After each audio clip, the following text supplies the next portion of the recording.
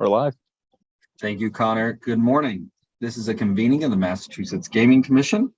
It is Thursday, April 24th, 2025, approximately 10:03 a.m. This is public meeting number 552. I'm Jordan Maynard, and I'm serving as chair. We're holding this meeting virtually, so we will do a roll call. Good morning, Commissioner O'Brien. Good morning, I'm here. Good morning, Commissioner Hill. Good morning. Good morning, Commissioner Skinner. Good morning. And good morning, Commissioner Broder. Good morning. So before we turn it over to Secretary Skinner, I just want to say that today is Commissioner Broder's birthday. And Commissioner Broder, over the last 6 months, you've been an invaluable team player with all of us here at the MGC. You've given us a lot of insights from both your time at the mayor's office and your time as a state rep and other service that you've done for the Commonwealth. And we're glad you're here, and happy birthday. I'm glad to be here, Mr. Chairman. I appreciate the kind words. All right, with that, we'll turn it over to Secretary Skinner. Okay. Mr. Chair, I move that the commission approve the minutes from the January 10th, 2023, the July 16th, 2024, and the October 3rd, 2024 meetings that are included in our packet, subject to any necessary corrections for typographical errors or other non-material matters.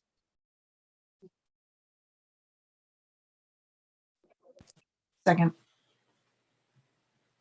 Thank you. Commissioner O'Brien. Aye. Commissioner Hill. Aye. Commissioner Skinner. Aye. Commissioner Broder. Abstain. And I vote yes. 4 and 1 abstention. I further move that the commission approve the minutes from the March 27th, 2025 meetings that are included in our packet, subject to any necessary corrections for typographical errors or other non-material matters. Second. Thank you. Commissioner O'Brien. Aye. Commissioner Hill. Aye. Commissioner Skinner. Aye. And Commissioner Broder. Yes. And I vote yes, 5-0. Thank you, Commissioner Skinner. And I will tell you, it was a trip down memory lane with some of those minutes. I was reminded of all the hard work that we did to get sports wagering launched, and all the hard work that you did to get these, you're doing to get these current, and the legal team too. So thank you. With that, we're going to turn it over to Commissioner Hill. I was giving Commissioner Hill a second to get his thoughts together. Commissioner Hill. Thank you, Mr. Chairman, and I'll be brief because most of you have gotten emails over the last week regarding the budget proposal that was put out by the House of Representatives.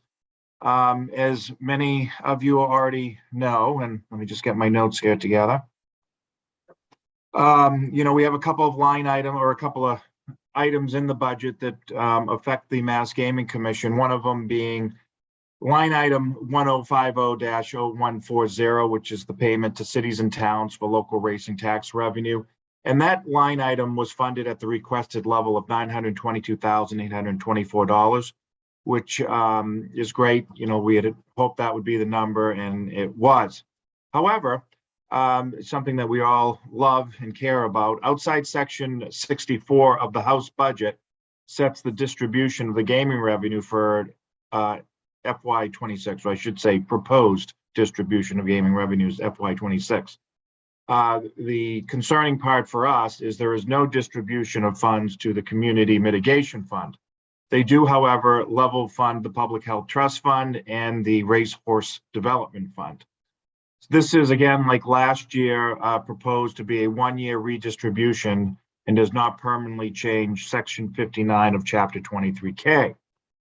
I know you were all given a chart from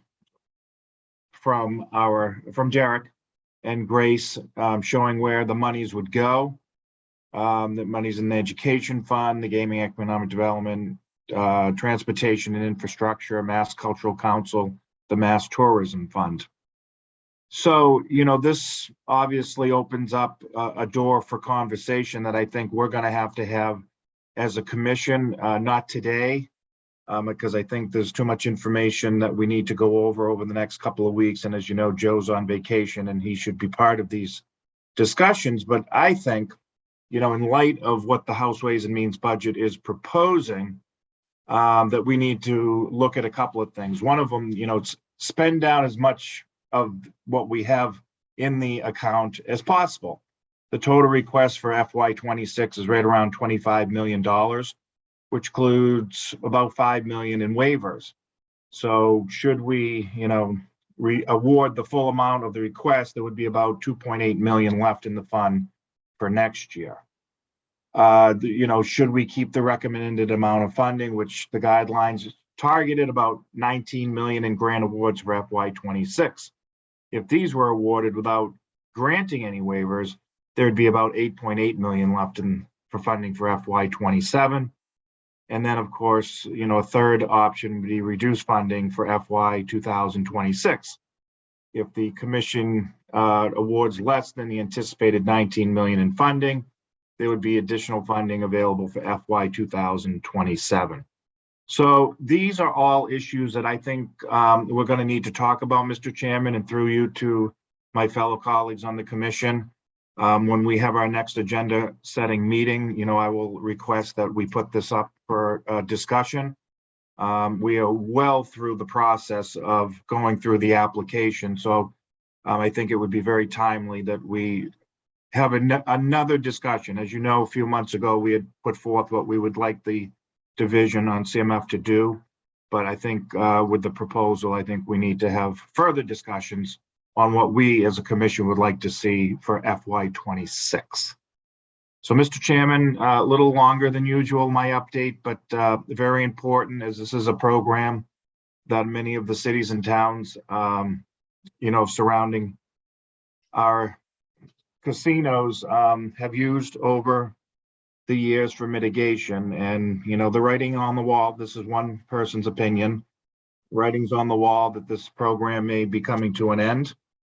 As 2 years in a row now, there's a proposal to, not put money into the account. So big discussions need to take place, and hopefully we can do that at the next public meeting. Thank you, Commissioner Hill. Commissioner Broder, I see you're. Yeah, thank you, Mr. Chairman. Briefly want to express my appreciation for the opportunity to dive a little bit deeper as a member of the committee. I think Commissioner Hill's comments are spot on. I don't want to jump ahead too far on the debate. I do think we should. I lean very close to the first option that Commissioner Hill spoke about in terms of circulating these needed funds to the communities, certainly, while we have them.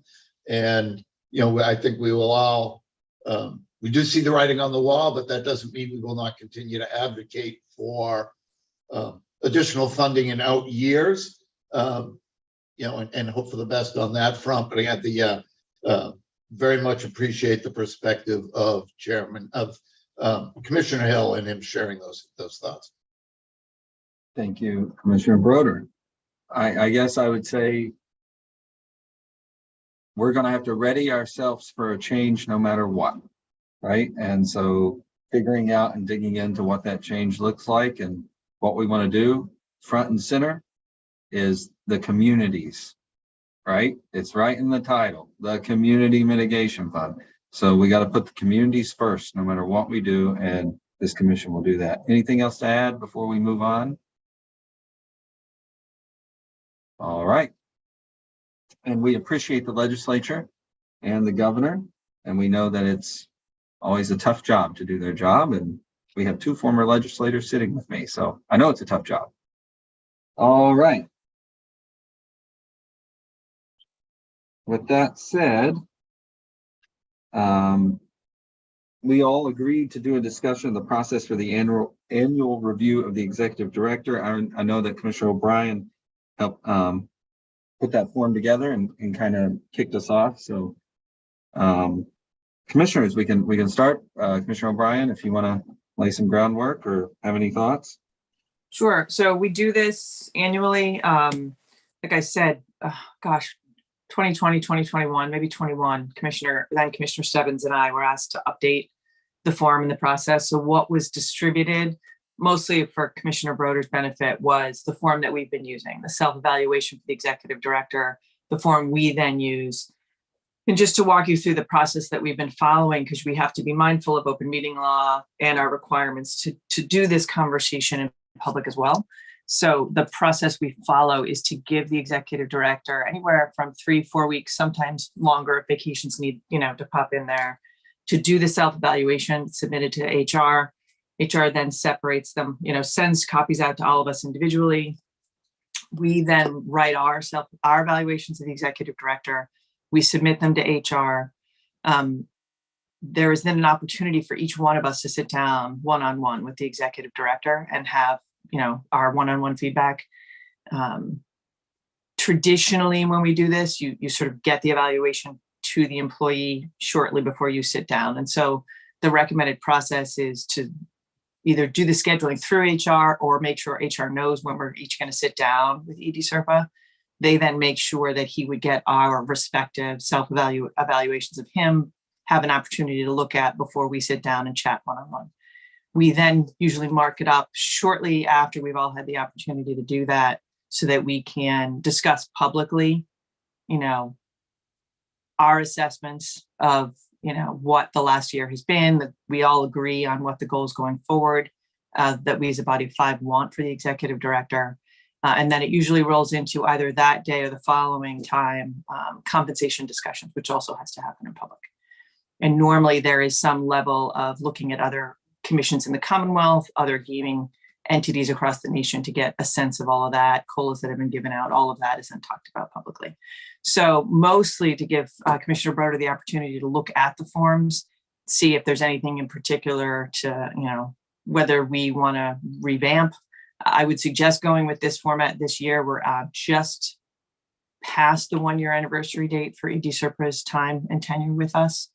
I believe staff, HR was telling me the staff timeline will start in June.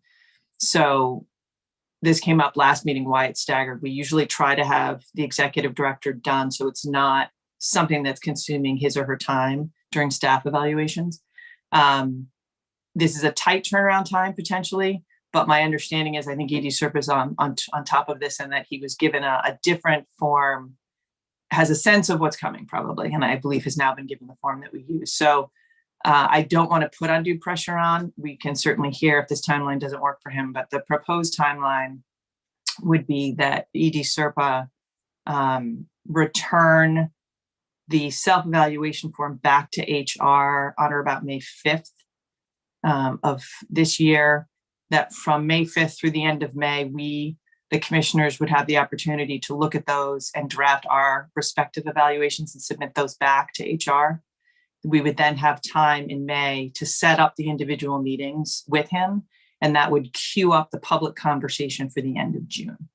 That is the tentative timeline that we talked about. So I throw that out there for discussion, for agreement, consensus, questions, whatever everybody has on that topic. Thank you, Commissioner O'Brien. First question is, who's the we in that scenario? I'm trying to figure out who's setting the timeline here. That was proposed by HR, given the timing of what was going to kick off for staff evaluations that will involve quite a bit of work on ED Serpa's part in terms of his responsibilities for direct reports.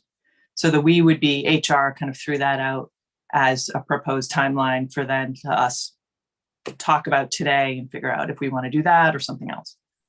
Okay. Commissioner Broder, I see you. Just real quickly, I appreciate the opportunity to take a look at this stuff. Want to compliment Commissioner O'Brien and HR. It's a very comprehensive and for my purposes, easy to understand. The one thing I did notice, there was some they framed some suggested feedback examples, which was kind of neat. They were all very positive, which I think is it is very nice. We can dream up the nasty stuff on our own. Mostly just getting, but no, it's walking into it. It's a very user-friendly process. I appreciate the work that's gone into framing it up for us.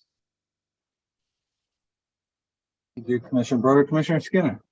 I echo Commissioner Broder's sentiments, and I appreciate the work that's gone into this to get us prepared for this cycle of review. Thanks, Annie. My only so the timeline is just fine for me. I don't think it's a humongous burden. I think the timeline is just right to have all of this be completed by the end of June. I would ask though, just given your proposed date, Chair O'Brien, for Dean to have back his self-assessment, in fairness to him, that's 6 business days. I would like to give him a little bit more time to fully review that form and have a thorough self-assessment rather than be rushed by that time frame. So if there's any flexibility in that May 5th date, that would be my only request. Yeah, and I want to hear from ED Serpa. I raised that myself when I saw the dates yesterday, and I was told he had already started this process somewhat and had the form and thought that was an okay date, but absolutely want to hear from ED Serpa on whether we need to tweak when he needs to get it in. I'll just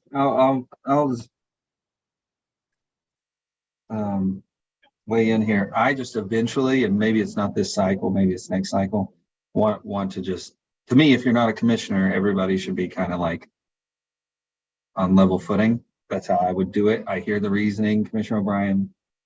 I would do it that way, but again, maybe that's next year, maybe that's a cycle conversation. A couple things have changed. We have this new online software that we didn't have before. There are things that have changed between last few years, but I'm fine with it as is.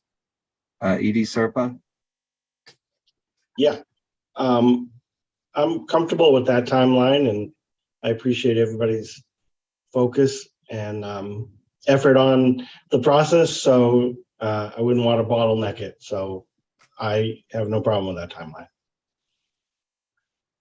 I would also say if things come up, we had this happen once with, I think, ED Wells. Like if something comes up that obviously pulls him out of the office for whatever reason, we're all not wedded to a hard and fast. I mean, I think we all agree that if things come up, we can just tweak that date a little.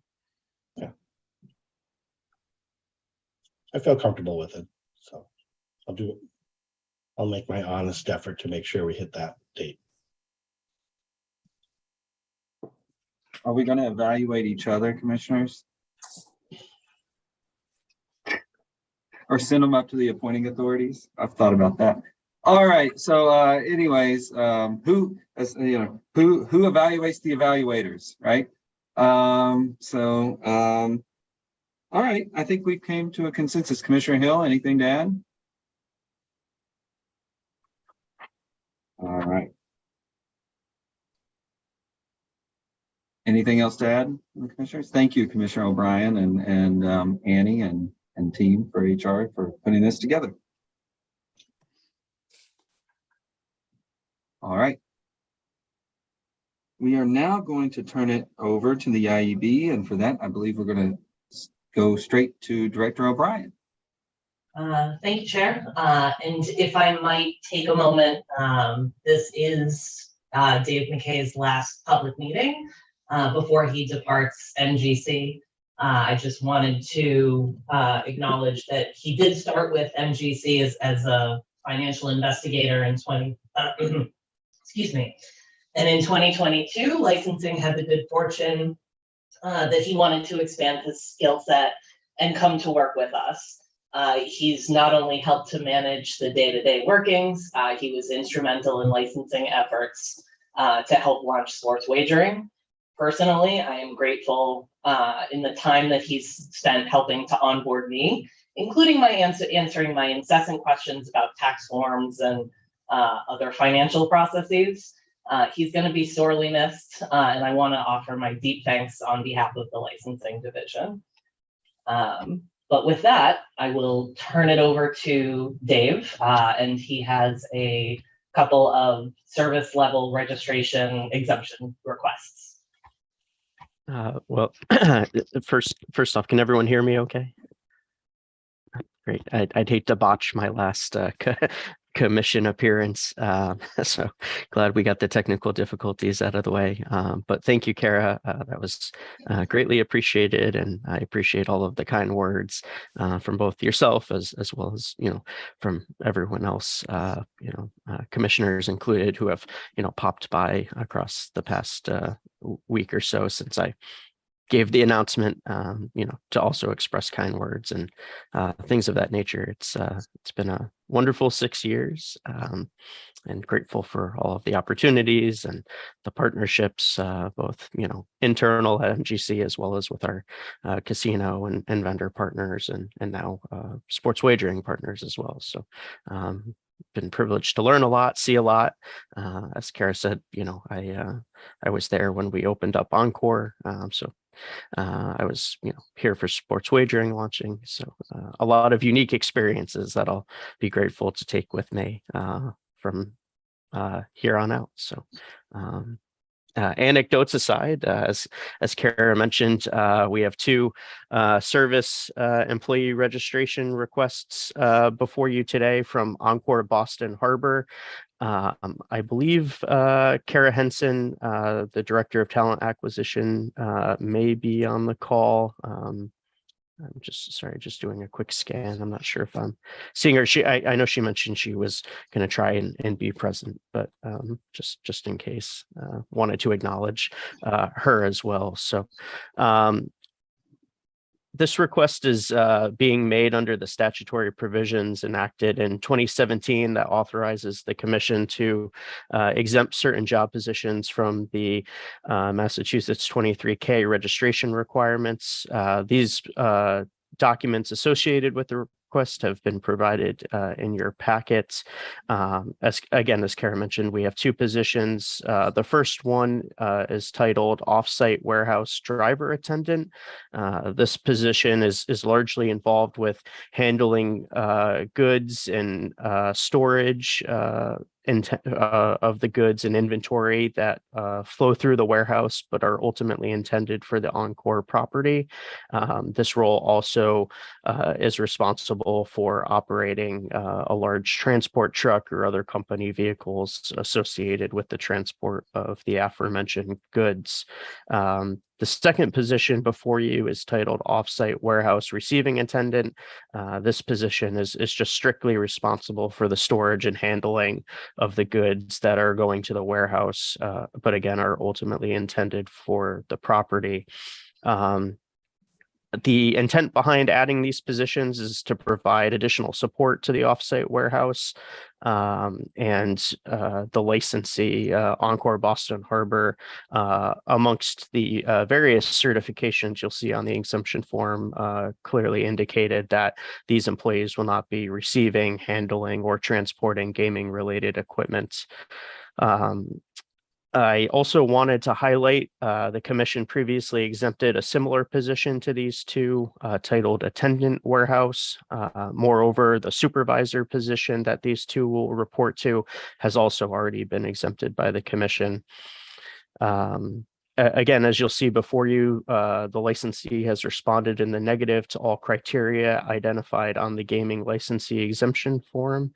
And with that, I'm happy to try and answer any questions that you may have. But in summary, these are the 2 position requests that we're asking you to vote on. And again, just in case she isn't here, I might not see her, but again, we worked closely with Kara Henson, Director of Talent Acquisition from Encore Boston Harbor, to obtain the necessary information to develop this request. And I greatly thank her and her team again for all of the partnership, both in these matters as well as the numerous since I've come over to licensing.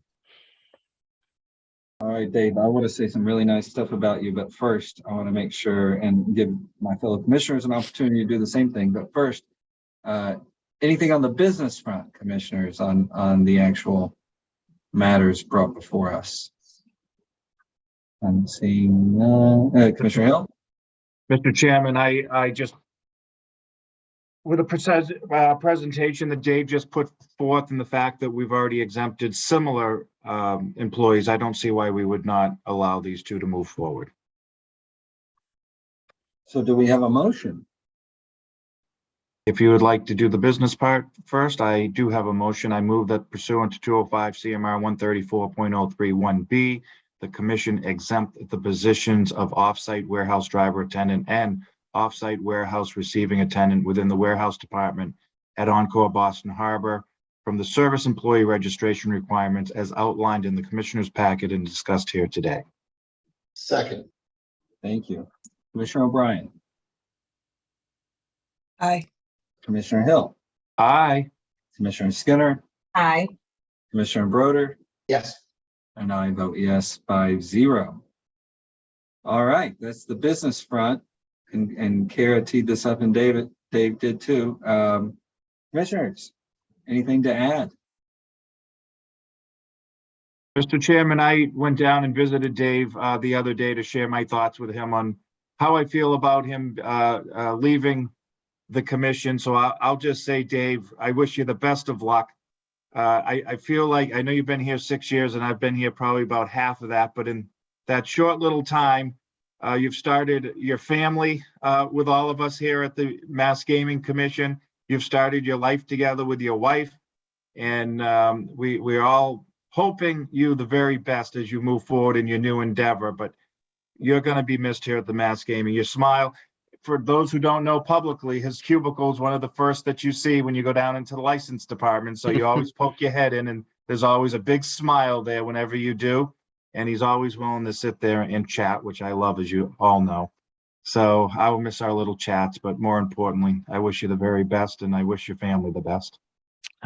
Thank you, Commissioner, and likewise. So again, it's very bittersweet, and you all will be missed. And but I'll look forward to hearing all the fun updates from Kara, as I'm sure she'll keep me posted on the happenings of the commission and the team. But I'll just reiterate, though I don't need to mention it. You guys are obviously in great hands, and yeah.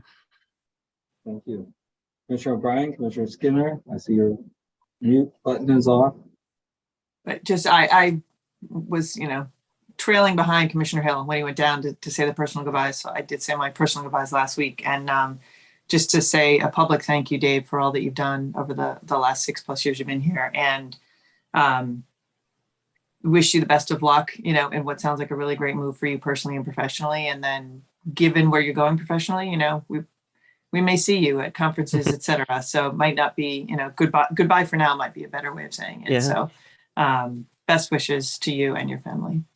Thank you. I appreciate that. And, if you're ever down in my neck of the woods, you know where to find me. Reach out anytime. Dave, I also want to say congratulations and best of luck to you as the former chief of licensing.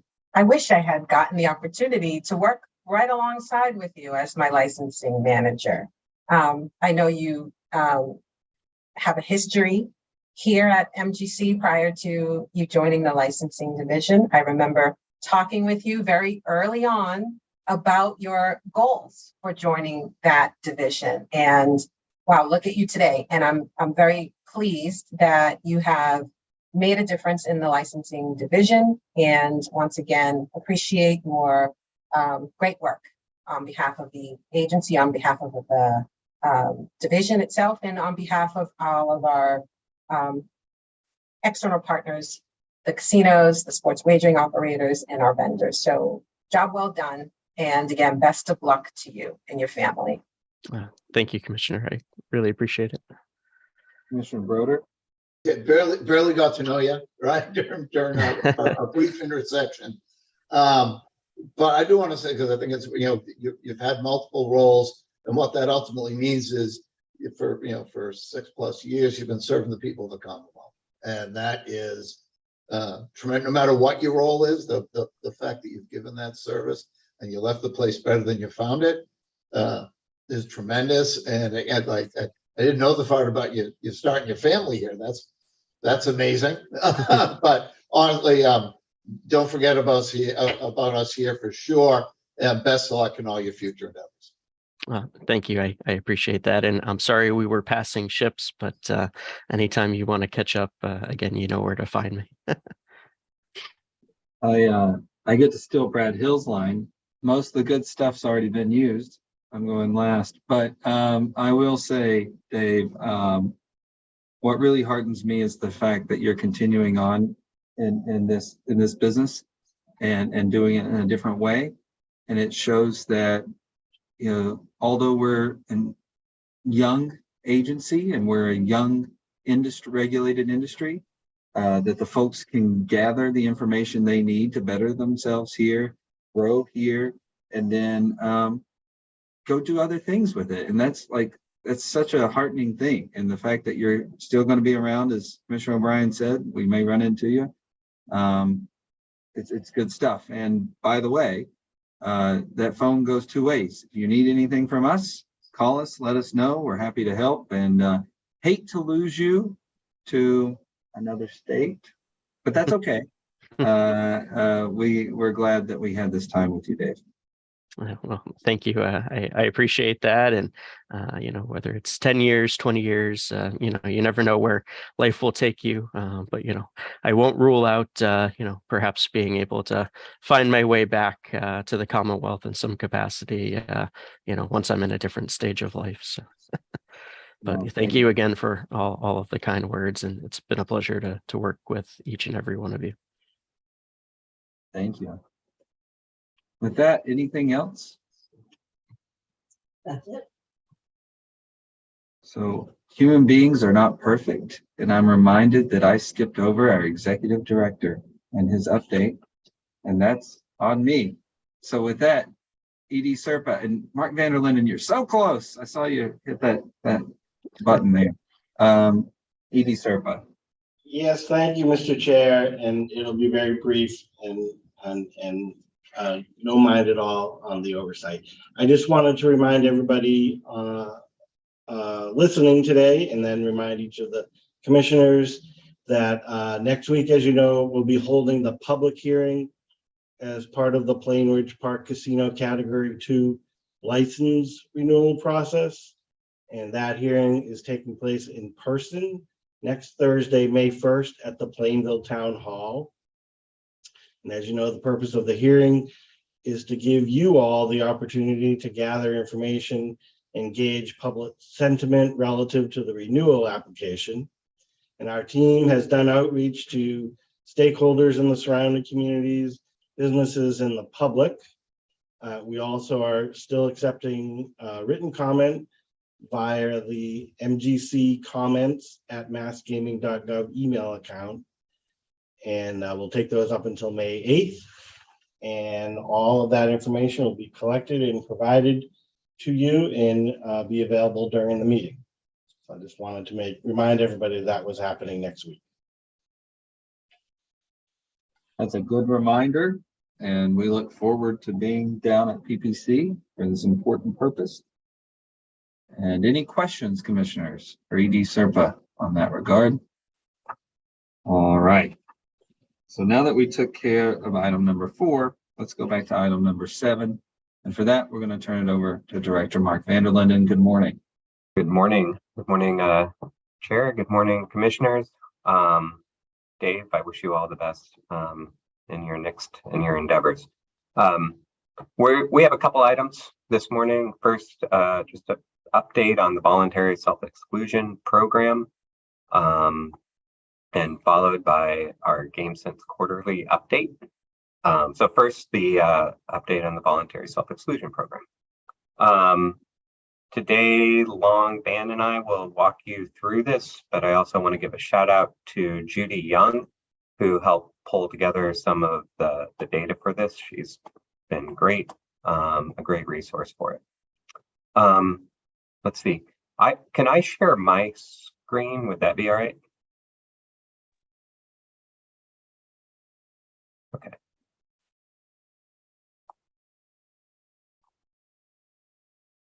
There. Can you see this? We can. It's not in presentation mode, just so you know. Oh, I see you're going to it. Here we go. All right. So here we go. And Long Ban and I will split this up for you.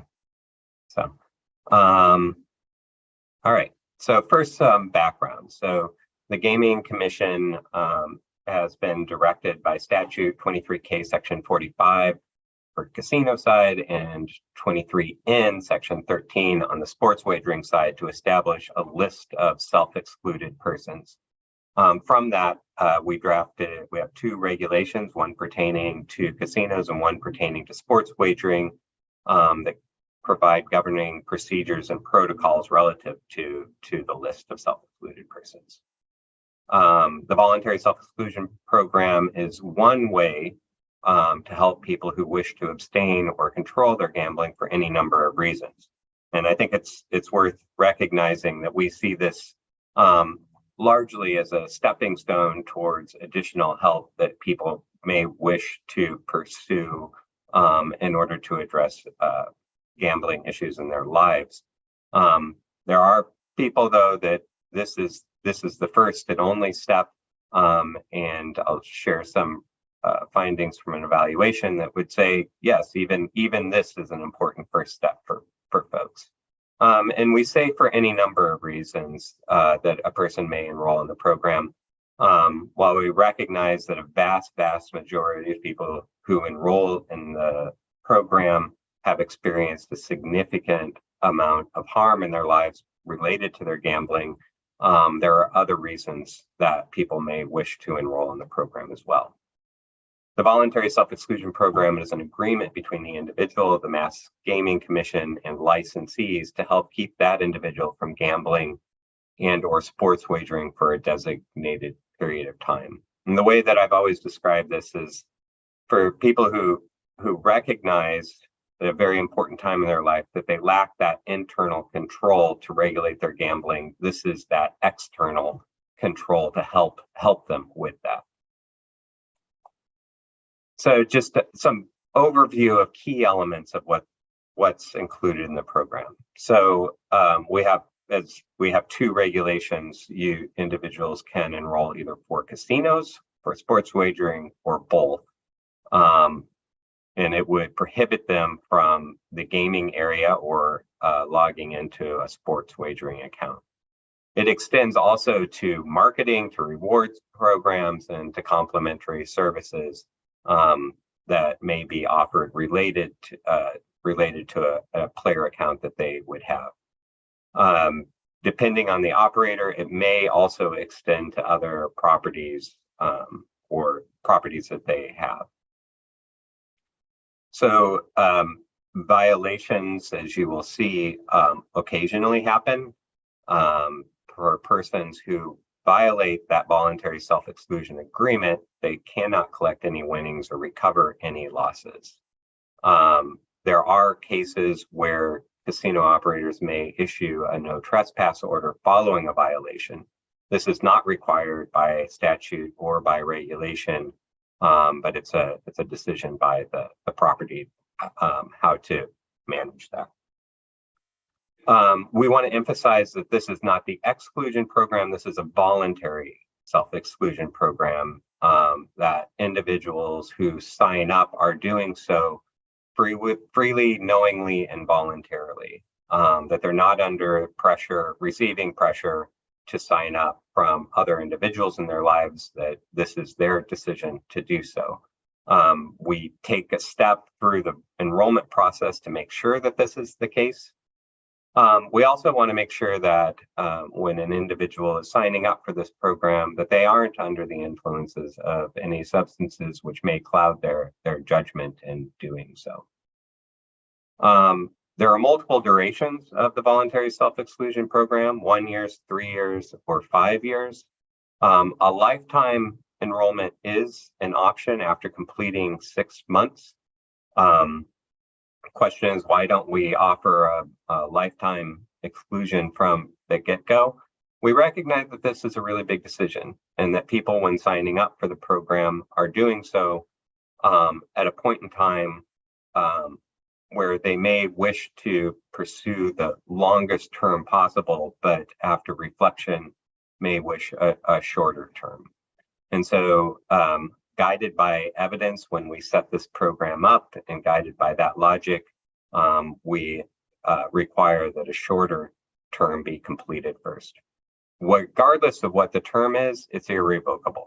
you can't petition to the commission, to the licensee, to have a duration that you've signed up for shortened or have the agreement voided. The role of the MGC, we are the master list holder. We have a homegrown system called Out Systems, where we keep a master list of all individuals who are enrolled in the program or who are, and when they're eligible to come off and complete a reinstatement session, we remove them and provide access to that master list to each of our sports wagering and casino operators. A couple of unique pieces. There's a few unique pieces within the Massachusetts program. One is the role of the designated agent, in that by regulation, we require that only designated agents can complete enrollments and reinstatements. Those designated agents have specific training on a wide variety of things, including problem gambling, with understanding of the importance of enrolling in this program. We have what we've called from the beginning an engaged approach to enrollment and reinstatement. That means that this is not just an administrative function as it is in many other states. We want to reduce the stigma that may be associated with problem gambling, and certainly any stigma that would be associated with enrolling in this program. And so an engaged approach ensures that the designated agent who is helping the individual enroll is treated with dignity and respect. That designated agent also, part of the designated agent training is that there is an understanding of what type of additional support may be available. What is the next step that can be taken on an individual's recovery journey? So the other piece of this, on the back end of the voluntary self-exclusion program, is the reinstatement session. So following the completion of the duration of the voluntary self-exclusion, the individual, before they are removed from the list, must complete a reinstatement session. And to be clear, until this is done, the individual remains on the list. So if an individual signs up for a 1-year duration, they would still be on the list after 2 years if that reinstatement session hasn't been complete. Why do we require a reinstatement session? It's intended to provide information on responsible gaming strategies, problem gambling, resources, including an option to enroll in the voluntary self-exclusion program. It's an opportunity at a pivotal time to connect with individuals who would be at high risk of gambling-related harm or relapse from gambling. We know from our MAGIC study, our cohort study, that individuals who, in that cohort study, who were problem gamblers, who were 70% of them were relapsed problem gamblers. So we recognize that this is an important period of time to be able to connect with somebody who is about ready to re-engage in gambling, to make sure that they have the right information and their eyes are wide open as they move to this next step. So more on the reinstatement session. Information about the reinstatement session is provided at a couple different points of time. There's 2 points during the enrollment session that individuals who are enrolling are notified about the requirement of that reinstatement session. In addition, there's an opt-in email or postal mail that can be sent to an individual about a month prior to the end of the duration to remind them of the requirement of the reinstatement session and how to go about doing that.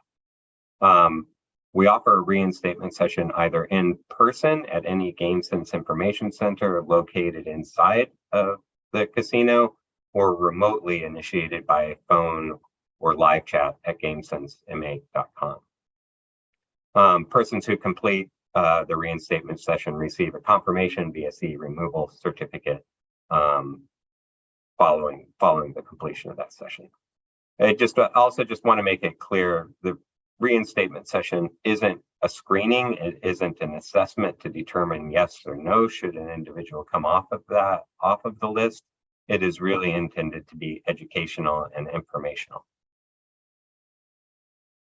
I'm going to turn it over to Long to take the next several slides here, and then I'll join back in at the end.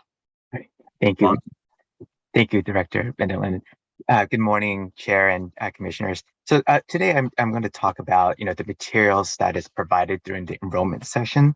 As mentioned by Director Vanderlinden, one of the items, one of the elements of the VSE is the engagement, and part of that in the enrollment, as patrons are expressing resources, GameSense advisors are providing them with resources as needed, any support or any additional information.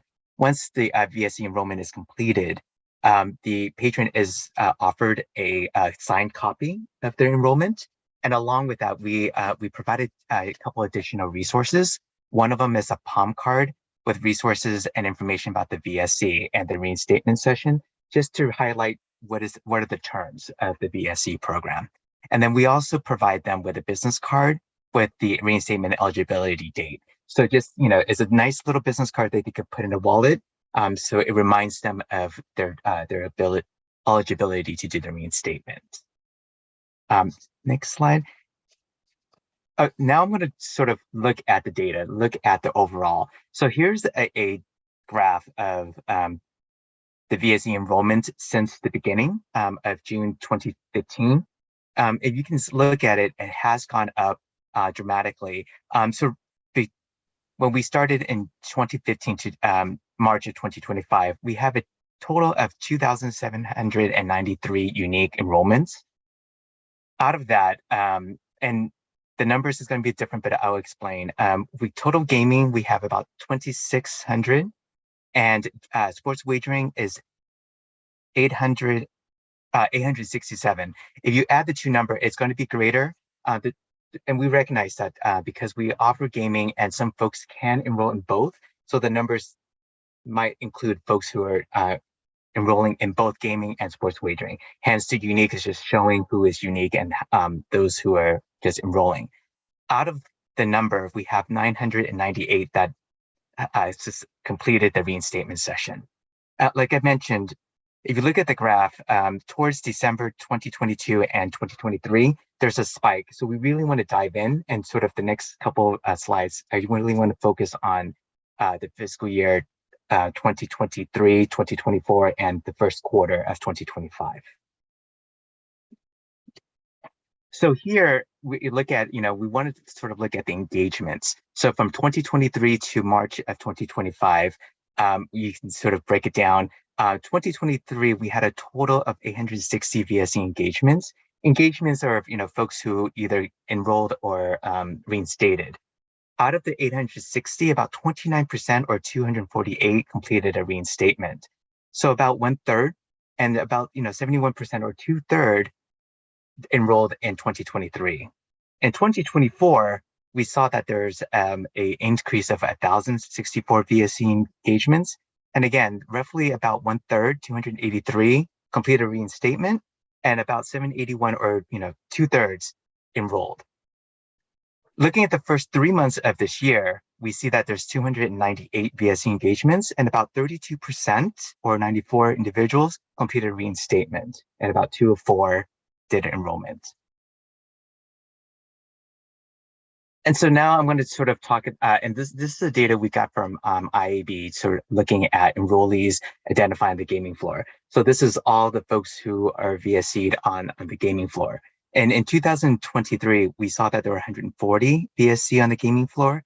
Out of the 140, about 19% or 26 were eligible for reinstatement and did not complete a reinstatement. And then in 2024, we saw an increase of 194, so about 54 more cases of VSE on the gaming floor. And again, 15% or 29 folks were eligible and did not do a reinstatement. The first quarter, we have about 61, 18 or 30% were eligible and did not complete a reinstatement. And then the next slide, I'm going to talk about, the forfeitures. So part of the terms, if you're on the VSC and you're caught on the gaming floor and you hit a jackpot, your winnings and your chips will be forfeited. So we want to look at that number, and thank you to Judith Young for providing this data for us. In 2023, we saw that 69 forfeitures. We had about 69 forfeitures, and about 3 of the 69 requested for a hearing. 1 was dismissed, 1 was upheld by the forfeiture. So the hearing officer ruled that the patron was in violation and the forfeitures will be upheld. 1 was reversed by the hearing officer. 2 out of all the 2 were appealed. And so these 2 appealed to the post-hearing, went to the commission. The commission ruled in favor of the forfeitures, and none were reversed. And in 2024, we had 99 forfeitures, 5 requested for a hearing, 2 were dismissed, 2 were upheld, 1 was reversed, and that reversed is appealed to the commission, and that's pending. So we're waiting to hear the outcome of that. And then for the first quarter, we have 27 forfeitures, 2 requested for a hearing, 1 was dismissed, and that 1 that is requesting for a hearing is pending. So that's going to be scheduled. So this just sort of gives you an idea of the forfeitures and the requests. Long, Yes. just a question. Do we know the dollar value of those forfeitures? We do. I don't have it here, but they're very amounts, and I can get that and share that with Just a total amount, if you will, for each of the years you have here. Yeah, I can definitely get that, and Commissioner, I can definitely provide that. I don't have it with me because this is from the IAB, but I'm happy to get that, and we'll pass that along. Thank you.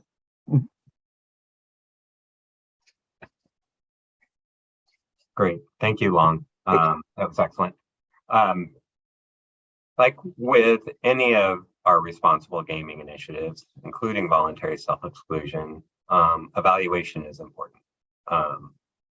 We want to make sure that the service that we're providing has the broadest reach and biggest impact that we possibly can. So to that end, from the very beginning, when we launched voluntary self-exclusion at Plainridge Park Casino 10 years ago, we initiated an evaluation of the program. And these are just a few of the findings from that early evaluation that was completed by the Cambridge Health Alliance Division on Addiction. Enrollees reported significant improvements in gambling problems, mental health, and relationship quality. That they, though more than 70% of individuals on the list at that time reported that they continued to gamble in some way, shape, or form. 80% reported that they were gambling less at follow-up than prior to enrollment into the VSE program. Importantly, enrollees were satisfied with the enrollment process and held positive impressions as well as the GameSense advisors who facilitated the enrollment, which speaks to the importance of training and the engaged approach. Enrollees who had enrolled in the voluntary self-exclusion program, more than 80% rated their enrollment experience better than previous experiences, meaning where they had enrolled in other states. And many indicated that the Massachusetts process was more caring and positive than other enrollment processes.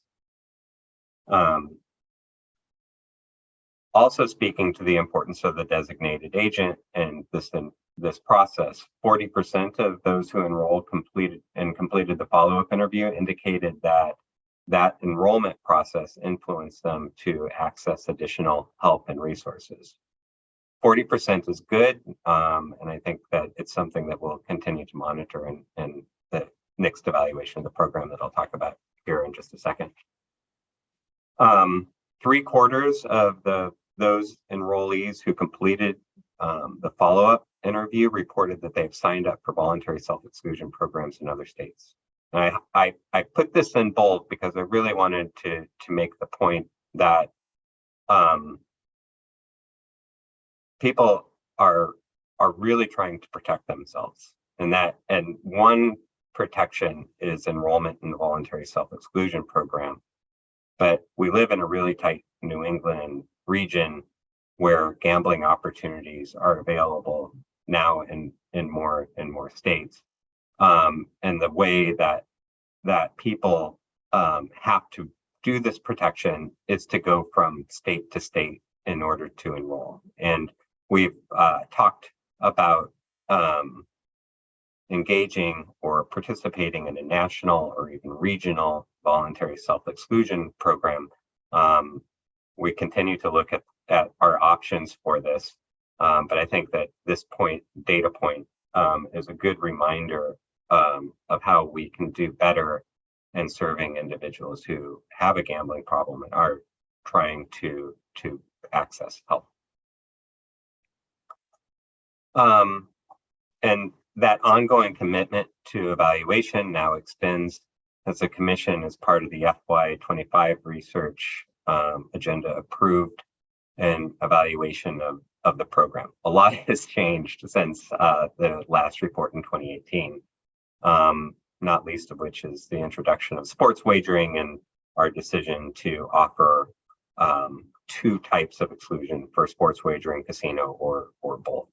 And so we will revisit through this evaluation many of the elements that were covered in the first evaluation from 2018, but there are other pieces that you can see in the bullet points that we want to expand upon that evaluation. Given that this is an open RFR that was released on April 8th and due May 23rd, I'm going to leave it at that as we evaluate proposals when they come in. That's it. We welcome, thank you very much, and certainly welcome any questions that you have. Thank you, Director Van der Linden. Just as an initial thought, 2 things. One is, I think making this across the states, right, is a great idea, and anything we can do to move that ball forward, we've talked about that privately, I'm happy to get on board. I know there's variations of laws and so forth that we have to work through, and I understand there are companies who are already starting to think about how to work through those issues. And so you've got that support from me. The other piece is this: I never want someone who enters the VSE program to be in a situation where they hit a jackpot, and that's the only way we know, and they know, and the property knows that they were on the VSE. I want to put a lot more onus on the operators, ourselves, and others to make sure that the folks that have a problem are truly taken care of. And so those are just and those are broad. And I know that the execution and implementation of those 2 pieces are not easy, but I do know this: we have the right team together. We have the right group of commissioners who can sort this problem out and figure it out. We've talked to other jurisdictions, and we're going to make sure that we get better at this. So those are my 2 overarching themes of this program altogether. And I see that Commissioner Broder went off mute, and Commissioner Skinner. So whoever wants to go. Commissioner Skinner, please feel free. Thank you very much, Commissioner Broder. There's no doubt in my mind that this is a very necessary and effective program. I do think it is time to reevaluate the program, and not in the sense that we need to completely overhaul it or revamp it or do anything dramatic or drastic. But I do think 2018, there's some time since that last evaluation. So I'm looking forward to having this program be the subject of an updated evaluation. In addition to the pain point that Chair Maynard referenced, one of the pain points for me in what we've been seeing, and I know these cases are few and far in between, but when they come to the commission on appeal, a lot of what we hear is from the appellants is that they were not aware that they needed to engage in a reinstatement session. One, but then two, they were not aware that they needed to engage in a reinstatement session in person. And just looking at the material, I know we've had this conversation before. The last time, Mark, you and your team presented, you and Long presented on this GameSense program, the VSE, excuse me. We had requested some additions be made to the brochure that you have included, and it's page 66 of the packet. I don't know if I'm missing it, but I do not see anywhere on this brochure that the reinstatement session must be in person. So if that is, I'm sorry? It's not, you can do the reinstatement session remotely as well, Commissioner. You can do it remotely now. So that is Correct. an update to the program. Okay, well, there we go. No longer a pain point for me then. I appreciate it. And I'm sorry I missed that in your presentation. If you did No, that is totally fine. There was a lot of information that was presented. And, you know, this is one of the changes from the last evaluation, recognizing that we can accomplish the same goals and offer this both enrollment and reinstatement remotely without sacrificing.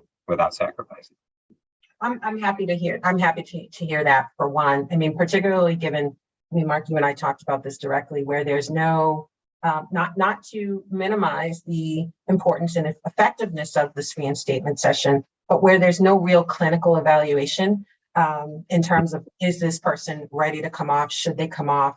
Right. I do think that this is a session that lends itself to a virtual setting. And so appreciate you listening to, I think a couple of other, at least one other commissioner joined in the concern that individuals didn't necessarily know that they needed to have this meeting in person. So I'm glad that I'm not going to call it a burden, but that requirement has been eased just a little bit.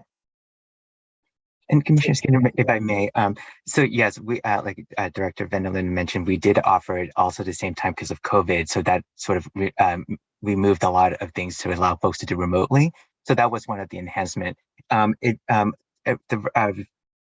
materials that you reference on the packet, towards the bottom of the POM card, there's a whole section about reinstating after your exclusion. And feedback from the commissioner when we developed this was really helpful. So we included, there's a sentence in there to let folks know towards the very end, it's very tiny, but when you get the POM card, it's larger. It tells you that you will get a paper confirmation of that you completed a reinstatement, because I think there was a lot of confusion. How do I know if I did a reinstatement? And so one way to know if someone successfully or if someone completed a reinstatement, they get a confirmation, and we include that in the POM card to allow folks to know, yes, this is how you know. Just talking to the GameSense advisor is not a reinstatement. There is a reinstatement session. You'll get a confirmation. Mm-hmm. Thank you for that, Long. I did see that. Thank you, Commissioner Skinner. Commissioner Broder, anything else, Commissioner Skinner? All right, sure. That's it from my end. Thank you. Thank you, Chair. I want to echo a lot of what you said. And Mark, if you could bring that up again, I do want the POM card piece.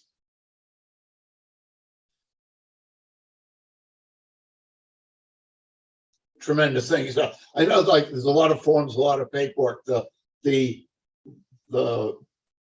piece of information on the lower right, I think that's critical, right? Because it shows in very stark demonstration, here's when you enrolled, here's when you're eligible to reinstate, right? Different than when you will be reinstated. That's because and I think Commissioner Skinner might have been alluding to this with an earlier question. What concerns me quite a bit, and the Chair mentioned it too in a way, the forfeitures, right? We don't want folks, taken by surprise. We really don't want them to go that far down the road where we get into essentially a punitive situation. The numbers for 23 and 24 strike me as pretty high, and I'm sure there's different reasons depending on the circumstances. But again, to the chair's point, if we can create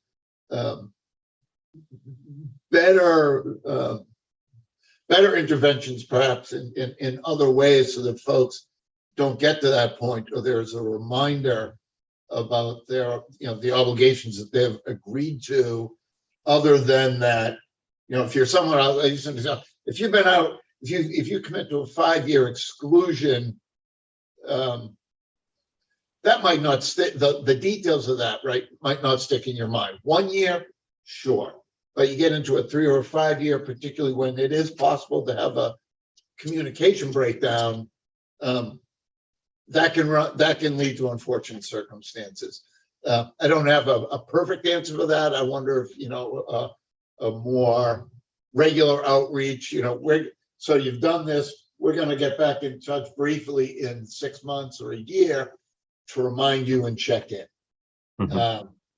But yeah, I'm delighted to see that we are kind of constantly reevaluating, but any attention that can be paid to again that no surprises mantra, that we don't have as many forfeitures, I think is critical. Helps us, helps the gaming public, and it helps the operators. So to the extent we can keep moving on that, that is terrific. You guys are doing awesome work. I do want to, as Jordan said, we got a great team together on this, and let's keep the progress moving. Thank you, Commissioner Broder. I said we wanted to create a process that isn't stigmatizing, and that is important. We also, I think back when General Counsel Grossman and I were drafting the regulation in, I think it was 2014. We also really wanted to make sure that this wasn't seen as a punitive step that an individual would take.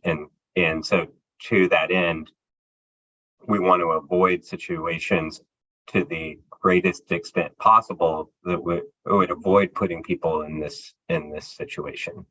Recognizing that persons who enroll in this program, while not exclusively around experiencing gambling related harm, a vast majority have. And so I agree. Whatever else we can do, we should absolutely consider it. I do have some additional ideas of how we can even be more proactive and clear in communication around this. So partly waiting for the evaluation, but I think that there's always ways that you can improve a program. No, I very much appreciate that. And destigmatizing is absolutely critical in maintaining that, as a top consideration for whatever we do to the program. And I want to swing it around to something we've talked about in other formats, moving to a player health model, right? Not exactly away from responsible gaming, but maybe, that reframing is critically The important. outcomes were left all the time, or where I make fun of you because you're taking 3 hours. That was an interruption. Not sure what that was, but I'm all set. Thank you again.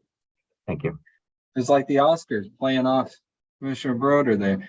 All right. Anything else to add on this piece?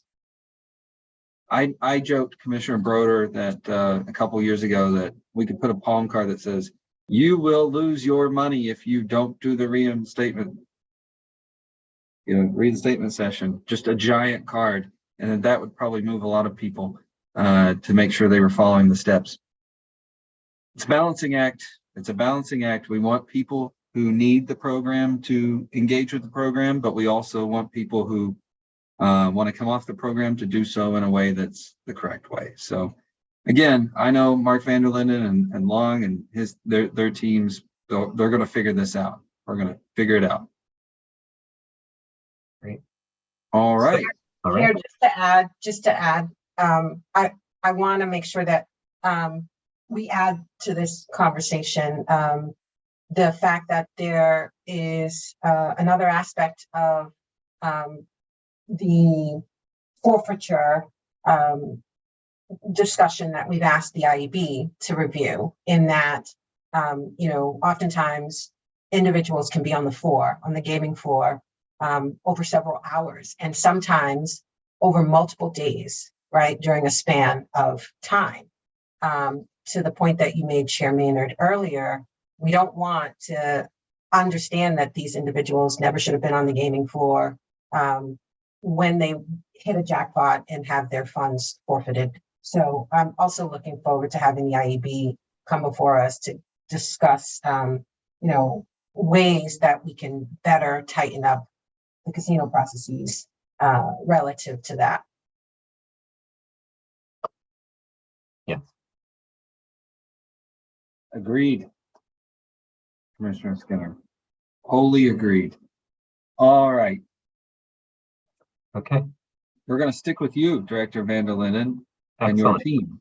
And it's very closely connected, because when I talk about designated agents, who I'm talking about are GameSense advisors who have had extensive training, not only to be a designated agent for the purpose of the voluntary self-exclusion program, but also know a whole lot about responsible gaming and problem gambling, and how to effectively engage with people who are choosing to gamble in Massachusetts. So we have our quarterly presentation of the GameSense program. It's always interesting to see who's going to step up and lead the presentation from quarter to quarter. So today we have Janine Ruggiero, who is the Chief Marketing Officer. Hello, Janine. We have Odessa Gorica, who is the Chief Program Officer. I don't see Janine up yet. Oh, there you are. Hello, Odessa. We have Amy Gabriella, who probably doesn't need a lot of introduction, but she is the Director of Player Health. And Anita Pang, who is a GameSense advisor at Encore Boston Harbor, reporting from Encore Boston Harbor, from what I can tell from her background. So hello, Anita. I will turn it over to you, Janine, I think.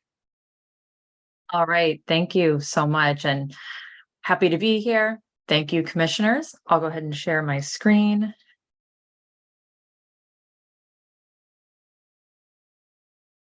All righty, I think we see that. All right, on the agenda today, we'll do a quick introduction. Thank you, Mark. We'll share our funders, a quick recap of PGAM, a demonstration by Amy Gabriella for some really cool interactive games that we like to present at the GameSense Information Centers, Magic Moments, Champion Awards. Odessa will speak to our recovery and peer support work. Anita will give context to our inclusive content for Asian populations, and then we'll talk about upcoming events. All right, so we have Janine, Odessa, Amy, and Anita. Currently, the Massachusetts Council on Gaming and Health, here would be our list of funders. And we'll jump right into data highlights. All right, so from the 1st of January through the end of March, we had a significant jump in interactions and demonstrations. This is because we had a unique campaign this year for Problem Gambling Awareness Month, which was the entire duration of March. What we decided to do this year was a switch from previous strategies where the emphasis was on conversations. It was about talking about problem gambling, connecting those with resources, handing out more collateral, and we had various tabling events. And this is also the Coffee and Conversations campaign that we did. So this was in lieu of any swag or raffling or items. It was really about making sure that we could connect the GameSense advisors with patrons in real time and met them where they're at without there being much of a swag incentive. It was really more stay, let's chat, and we can connect you with resources. So that means we had an increase in those interactions by about 3,500, which is really, really great in comparison to this time last year. We had 377 hours dedicated to Problem Gambling Awareness Month, and that would encompass those coffee hours, tabling events, conversations, And this is really a great bragging point for all parties involved here, is that we had 854 screening day conversations on March 11th. So just a quick recap, screening day, that would be a quick 3-question screener. Our GameSense advisors can administer this screening question. And really it just says, if you test positive to it, you might want to consider further resources and a further conversation with the clinician. But 854 screening day conversations, that encompasses everything from a conversation about what is PGAM, right? What is Gamblers Anonymous? What resources are available to me in the state of Massachusetts? And we had unique collateral made for this explicit purpose. And of course, an offer to screen that patron there on site. So we had 122 front of house screenings on 3/11 and 24 patrons screened positive. We had 202 VSCs for the quarter, 109 reinstatements. And right here, I added a little quick snip of our conversation tags for live chat. And this is usual throughout the quarters, but we had 113 conversations about the VSC. And then usually a quick second here would be any questions related to sports books and any customer service issues. And we do keep our resources updated so that we can connect that better with the relevant resources to better answer their question. And right now, I'd like to turn it over to Amy to go over our selected magic moments.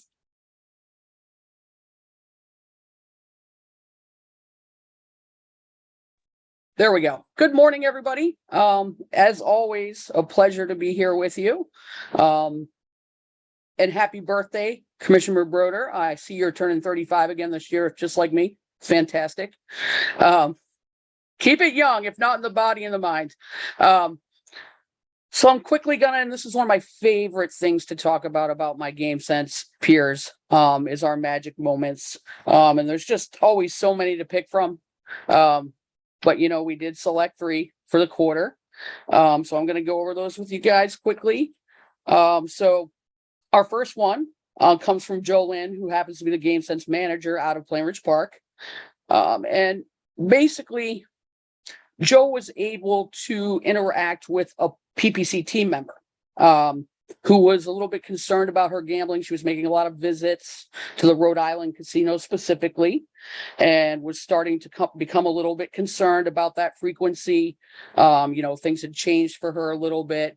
And she was also concerned about her employment status because she was interested in maybe excluding, but didn't know how that would affect things.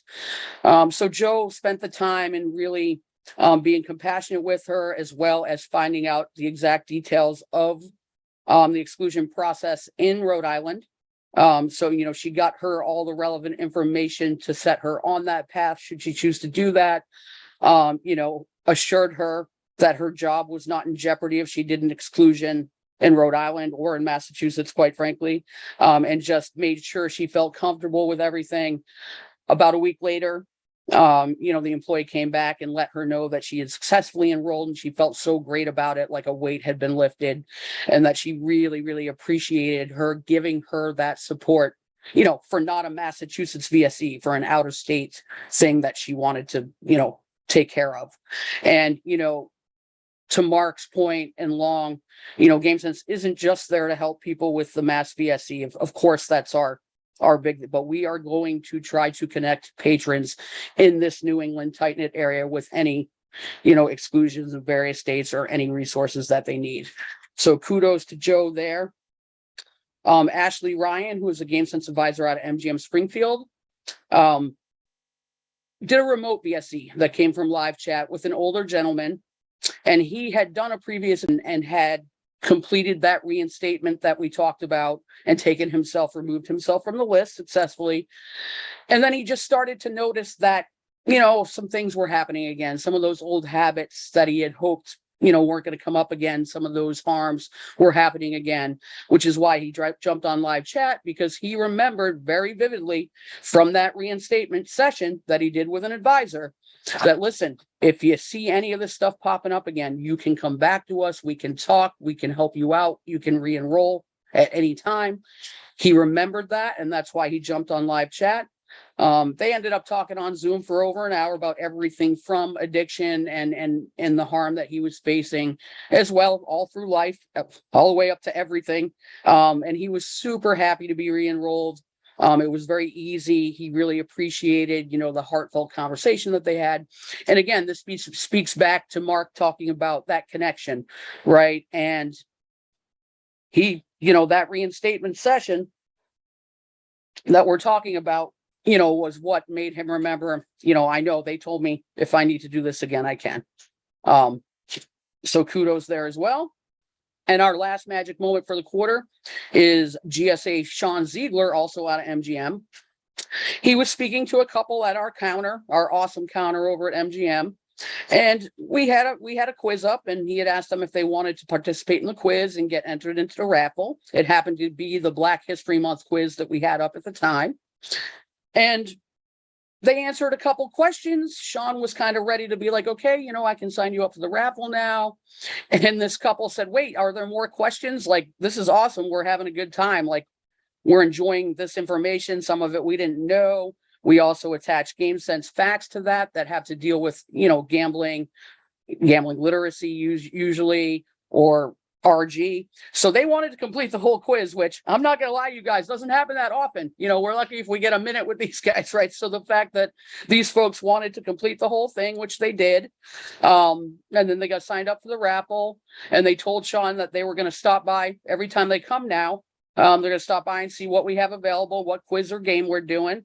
And they actually went as far as to tell Sean that, you know what? This might have been the most enjoyable and fun thing about our whole day. They really, really enjoyed the interaction and the knowledge they got from the quiz. So again, three fabulous magic moments for the quarter. And our GameSense advisors have these all the time. Sometimes it's hard to drill them down to 3, but that's where we're at. So those are our magic moments. What we also have is our quarterly GameSense Champion Awards.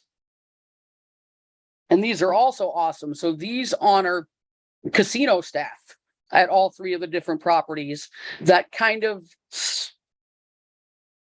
successfully incorporate player health, GameSense into their jobs at the casinos.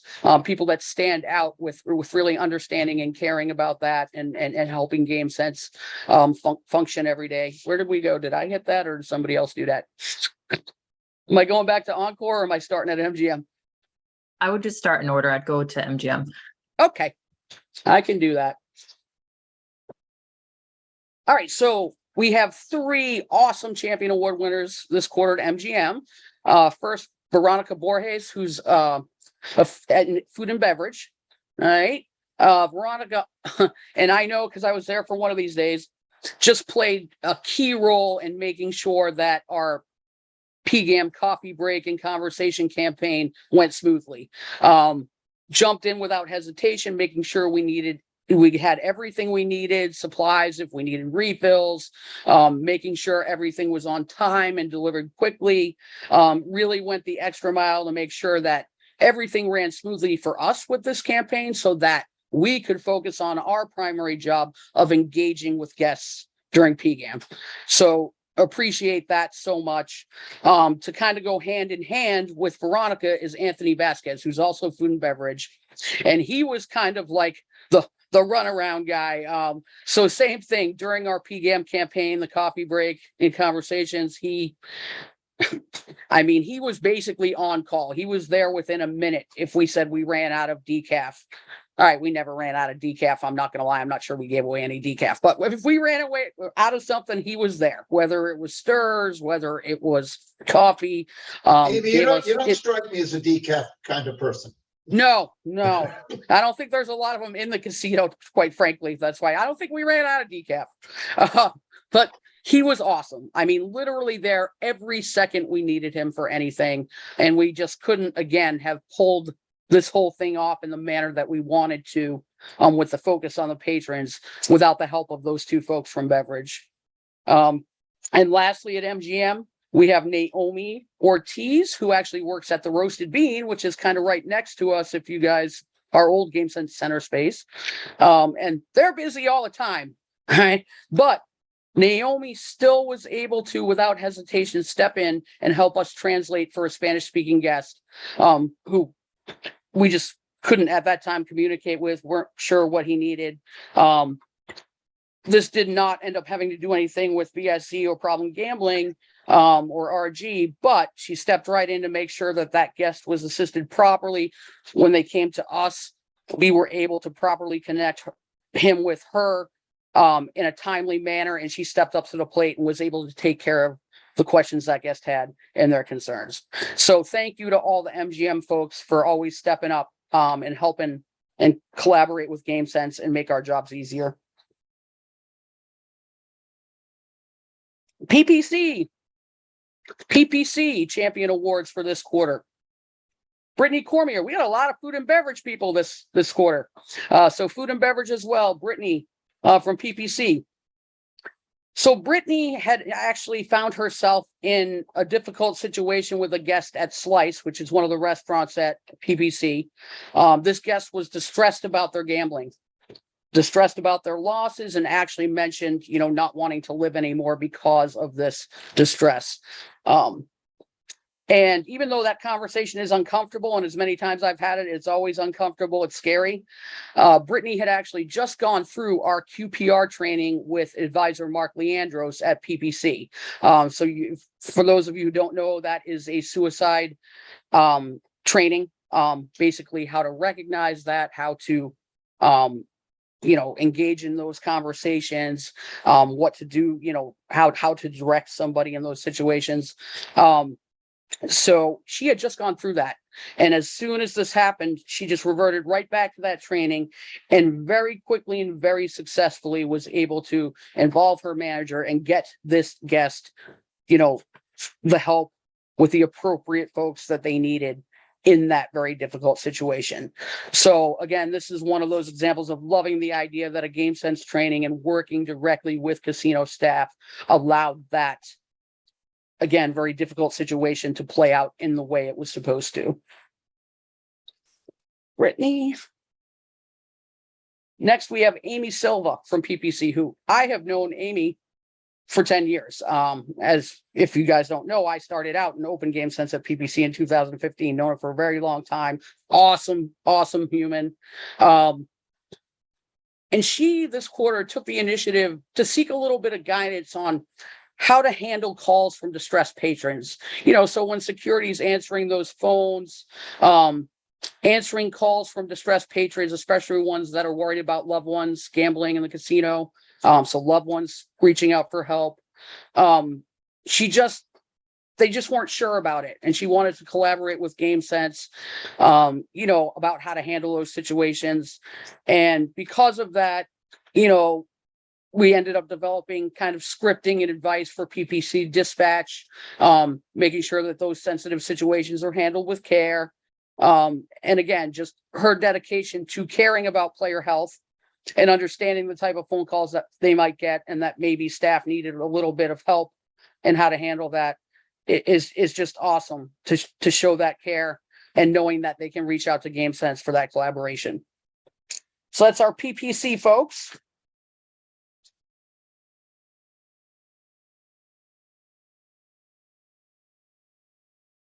There we go. Encore. So Encore Boston Harbor winners this quarter. First, Bartolo Piscatello, security supervisor on the night shift, grave shift. Always providing consistent and outstanding support with GameSense, especially when he's dealing with any emotional guest who might have breached that VSC contract.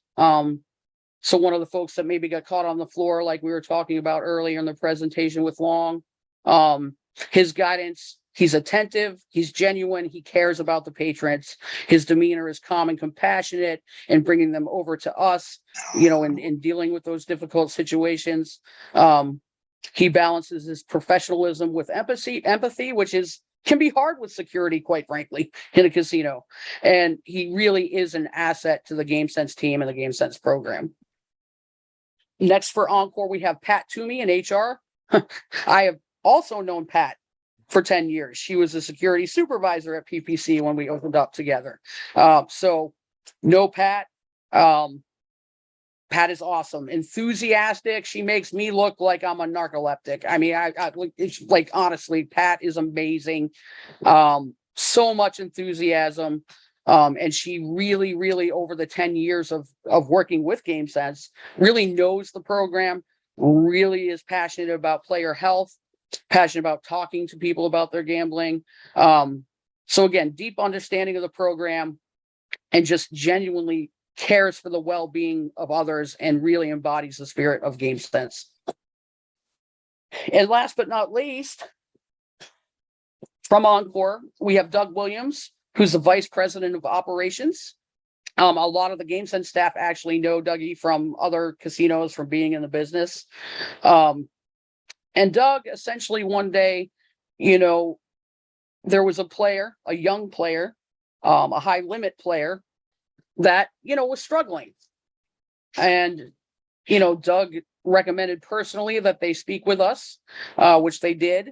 And again, folks at the casino, especially, folks in leadership, being able to recognize maybe some harm happening or somebody struggling and, being thoughtful enough to direct them to GameSense to talk about it, is pretty amazing, really, especially a high limit player.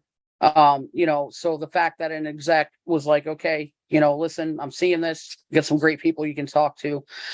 So him communicating that and hooking this person up with GameSense, again, just amazing, the collaboration between the folks at the casinos and GameSense. Appreciate all of you. So I don't like talking about my magic moments. I usually improvise and get mine out of here. But this one was kind of awesome. I was at PPC a few weeks ago doing a presentation with Mark Vanderlinden, and I was also working with the GameSense advisors on some stuff. And I had just come from back of house and I walked out to the center and there was a lady, I could only see the back of her head. She was talking to GameSense, and I'm sorry about my dogs, guys. So Ronnie was talking to her and Ronnie told her, turn around. And this lady turned around and she saw me and literally bear hugged me. Just grabbed me. And I recognized her immediately as well. It was a guest I used to talk to all the time when I worked at PPC. And I was told after from all of the advisors that she literally comes in every day. She comes in and asks them where I am and when I'm coming back to visit. So for 7 years now, apparently she's been asking, and it really was a special relationship. It really, really was.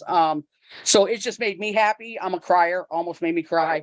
But again, to speak to GameSense longevity, touching people remembering their interactions with us, the relationships that we've built.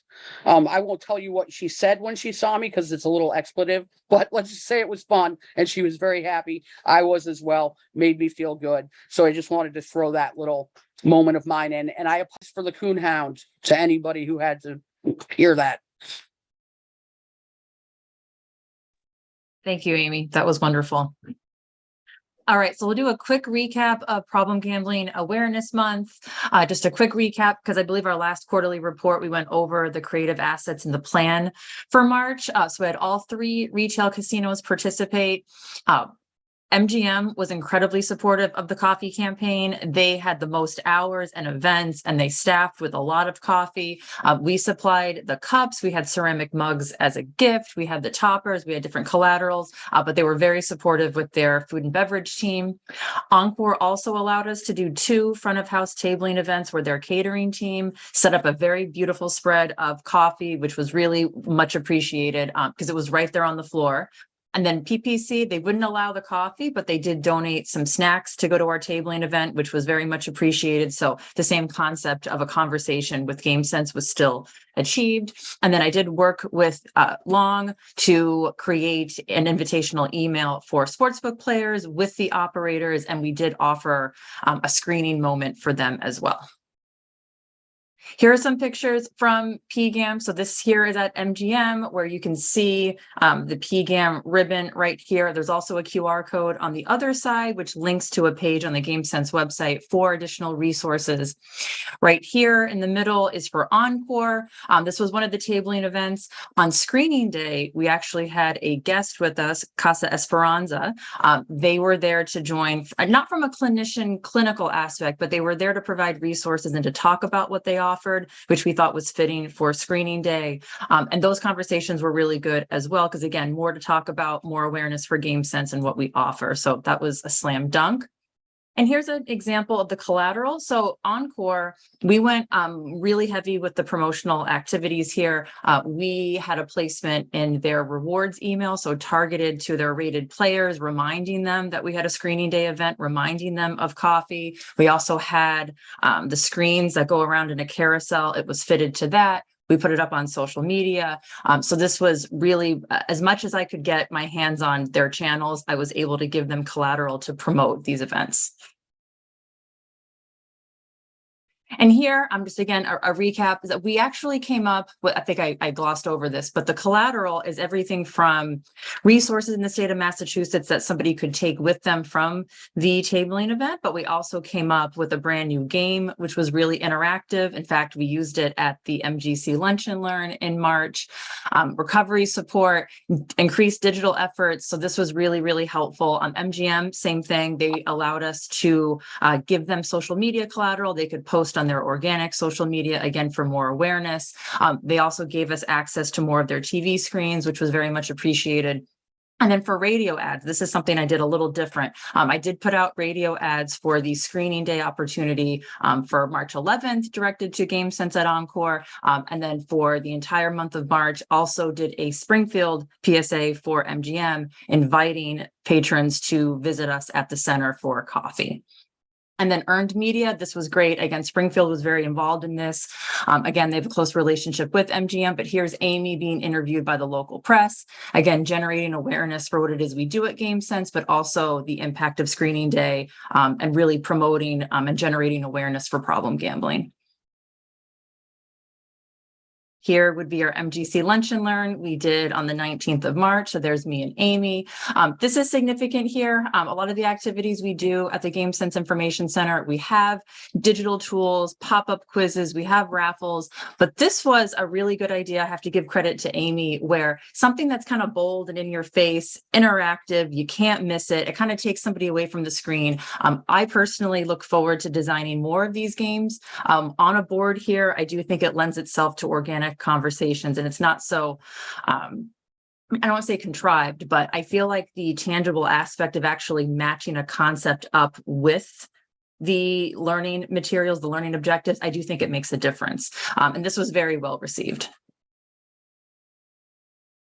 And with that, Amy, take it away with your game ideas. I'm back, and the dogs are outside. So yes, as Janine said, one of my big things is always trying to come up with different ways to engage folks.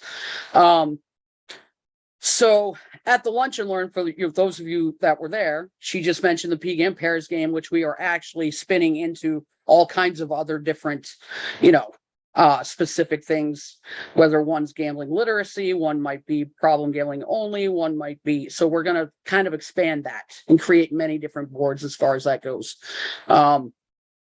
For those of you who were at the Lunch and Learn, we also did my slot simulator game, which was a ton of fun.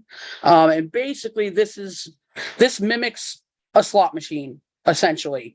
You have prizes, you have a certain number of stops on the slot machine that are numbers. Those numbers match up to symbols. And that's essentially, for you who don't know, that's how a slot machine works.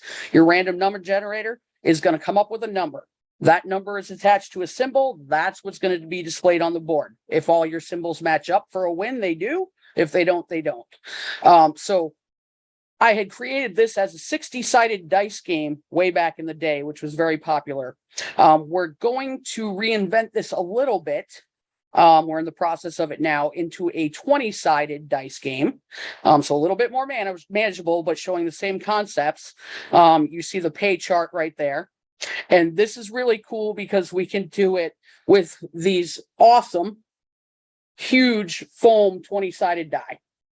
Right? These are fun to throw, and the best part is they don't hurt anybody. Right? So it gets a little carried away, we're all set. So the idea is the patron will get to roll 3 of these. They'll get 3 numbers. Will show up, and then we're going to match them to the pay chart. You know, if they get a 1, an 8, and a wild, they would win a pen. According to this chart, if they get a 3, a 9, and a 5, unfortunately, right? So again, just to kind of show them the randomness of it and how those numbers are attached to the RNG and they're then attached to the symbols. So we're hoping to roll this out pretty soon, and then a bit longer in the future, but still being done. I want to do a GameSense bingo. And this would probably be more appropriate for outreach events. We could get away with it probably at the counter at MGM, but probably more for outreach events where, I don't know if any of you guys do like music bingo at your favorite pub or whatever, but same kind of concept. Bingo card, everybody gets a bingo card. All right. And then questions will be read. If they have the answer on their bingo card, they place their little chip on top of it, and whoever gets bingo first. But this will encompass everything from gambling literacy to PG to GameSense, you know, facts to fallacies, cognitive distortions, supports, all kinds of stuff. So we're hoping, you know, this is my brainchild that's kind of new, but we're getting there. This is something that we're hoping we can get done in the relative near future. And again, this is a constant evolution of figuring out what people, what's going to stick with people, what's going to get people involved, what's going to get the information to them and have it stick. So just a constant evolution of, you know, trying to figure out what works. Right.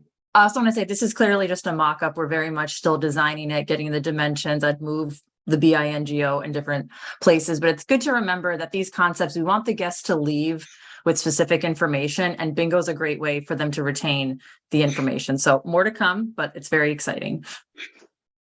And with that, Odessa to talk about peer support. Yeah.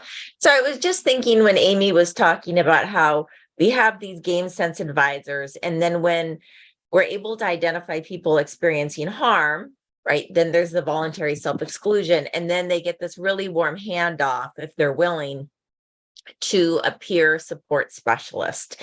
And this is where, just like with GameSense, and perhaps even more so, that connection, that relationship is so important. Like I've heard the expression, the opposite of addiction isn't sobriety, it's connection, right? And I think that's why we really value our peer support and continue to invest in it. And we have, as you've heard before, we have a great group of trained peer specialists. They receive more than 30 hours of training, but the ones we have kind of responding in Massachusetts, they all came in already being recovery coaches and already actually having a ton of experience, and then got all this additional training and support on top of it. And they really, just so you all know, every quarter they're getting additional trainings, and we're making sure they're always sort of upskilling as well. So peer support happens in a couple of ways. The first is that somebody self-excludes and they agree to an email or a follow-up phone call from a peer. They're contacted by one of our peer specialists who has lived experience with gambling harm, where they're really offered resources that are customized to their needs and preferences. Like, oh, are you a veteran? Are you interested in a 12-step group? Are you really not wanting a 12-step group? Are you open to treatment? You know, these kinds of conversations happen, and these referrals and resources are sort of like this, like concierge resources customized to that person. And that at that point, they're offered telephone recovery support as one of those options. So TRS is that weekly check-in call, and they're really following up. They've set around their gambling. So did you end up going to the group? How was it? What did you think of that podcast I sent you? And just that weekly follow-up. And so we had 15 follow-ups this quarter. So that's that one-time contact. And then we had 13 people engaging in telephone recovery support with the total of 54 telephone recovery support sessions happening. Next slide. We have our lived experience advisory panel. And, you know, this is our group of about 22 folks who have experienced gambling harm, most with their own gambling addiction, but we have a couple people who are spouses. And I like to think of LEAP as our in-house sharer of best practices. There are built-in focus group, there are think tank. And we can also interact with people if we want voices of recovery in different settings. And we were really happy to have Commissioner Skinner join in March to hear what the members were doing in their respective communities for PGAM. And this is a photo of LEAP member and peer specialist David Nangle speaking at a legislative hearing at the State House. Jody Neely and I, we were presenting at mental health conference earlier in the month, and there happened to be a LEAP member there doing a session on veterans and problem gambling, and he was able to join our session. We were talking about integrating peer supports, and he was able to speak to his experience on LEAP within our session. So there's so many wonderful ways that we're finding to collaborate with this group. Next slide. You all know that early recovery from substance use disorder is, a super elevated risk time for developing a gambling disorder. So we really value our relationships with the recovery centers across Massachusetts. These are peer-run recovery centers, and Jody Neely is our director of recovery services, and she is tasked with really maintaining those relationships and ensuring that gambling is an issue that is continually talked about and thought of within those centers that tend to really focus in more on substance use. And so she did, while these happen throughout the year, they tend to get focused. There's many of them in March. And so she was able to reach 123 people in very early recovery with these gambling awareness presentations. And she highlights sports betting because that's one of the newer forms of gambling, and talks about different recovery tools, especially the role of voluntary self-exclusion and how that could be helpful for folks. That's all for the recovery updates. Thank you, Odessa. All right, moving into inclusive content at Encore Boston Harbor. Anita, are you ready? Yes. Good morning, everyone. So at the GameSense, so we found it's very important to connect with a different Asian community. So talking with someone who can speak in their primary language makes them feel more comfortable and interested in what we offer. So also offering brochures, so at center for Asian guests, and having a GSA that can communicate with them easily, let them to reach out, them more comfortable. We have succeed in signing up hundreds Asian players for Play My Way because they love this program. So before come to casino have a budget, we have been able to explain RG and the many roles of the GameSense to them effectively, have offer resource, including VAC program for those who may have a struggling. Since January, we successfully enrolled 13 Asian patrons for VAC in this month alone, although first the language translation, we continue to try off games and the materials that the Asian community will relate to and appreciate. We will running Dragon Ball Festival quiz in May, and we will having translated into Chinese to our guests. We also developing a quiz for the Cambodian Water Festival with a translation, as well quizzes have done in the past, including Chinese New Year and the Lunar New Year. It's a very crucial we make Asian community feel safe and comfortable speaking to us, GameSense, so we can make sure they know all of the different resources and the support available to them. That's all I covered. Thank you. Thank you, Anita. That was lovely. So yes, we have Dragon Boat that has been designed in English, and I'm working with Long over at the commission on a path forward to translate certain activities. Dragon Boat is a great one for May, the Cambodian Water Festival later in the year. And then also, I think I talked about this our last presentation, but at Encore, we had a Lunar New Year activity in February, and the engagement numbers were just super high with that activity. It really resonated well, and I believe it would continue to resonate well if it were translated into simplified Chinese. So that's something I'm currently undertaking to make sure this content is inclusive and interesting. So thank you, Anita. And then upcoming campaign, just an update. It's been a while since we've spoken about the Safe Ride Home campaign through MGM Springfield.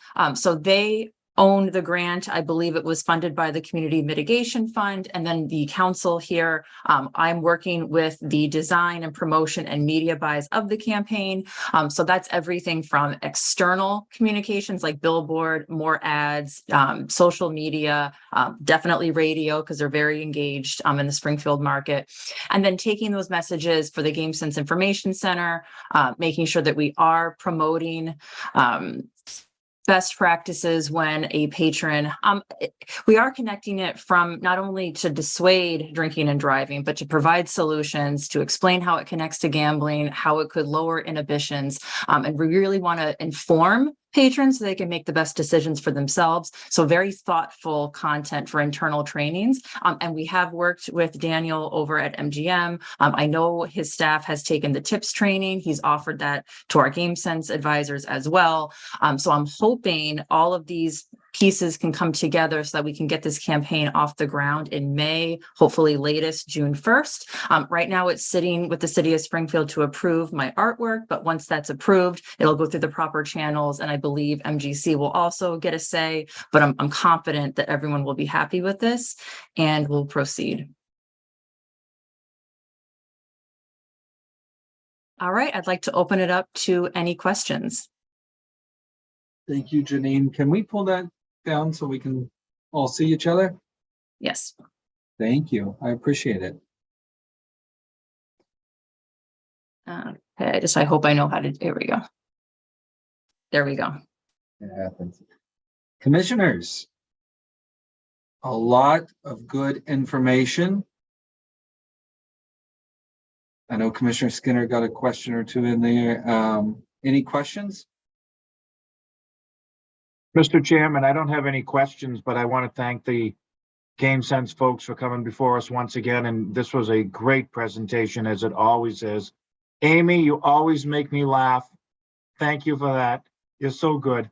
And to the whole staff, we appreciate all that you do every quarter. But this was very good information. And we appreciate all the hard work that you do.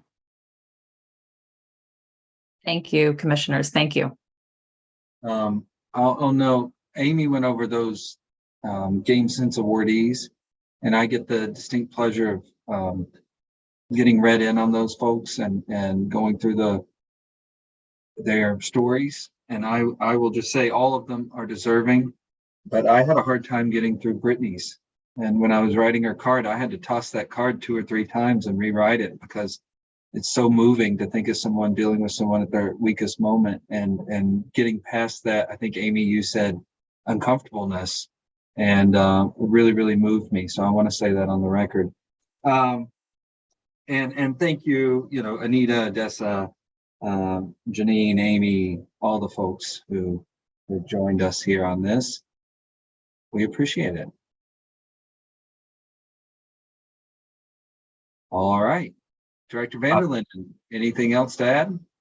Just about the GameSense Champion Awards and how that is such an important part of what we do. Not only do we recognize that casino employees, as that was pointed out today, are at higher risk of gambling related harm, so we're a resource, but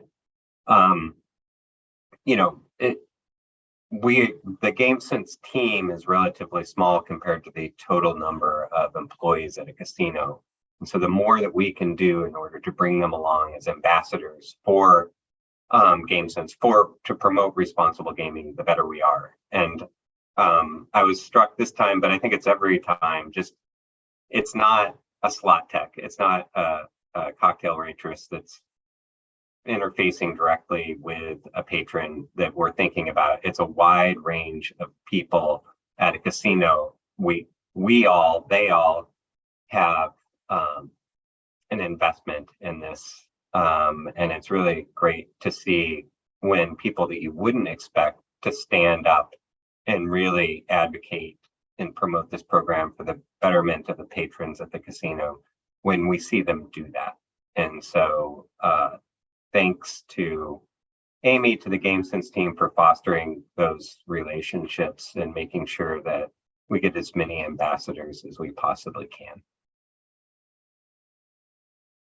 Thank you, Director Vanderlinden. Very well put.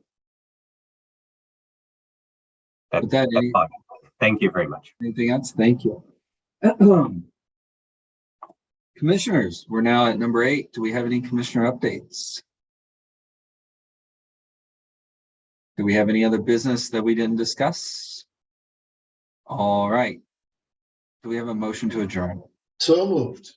Thank you, Commissioner Broder. Second. Thank you. Commissioner O'Brien. Aye. Commissioner Hill. Aye. Commissioner Skinner. Aye. Commissioner Broder. Yes.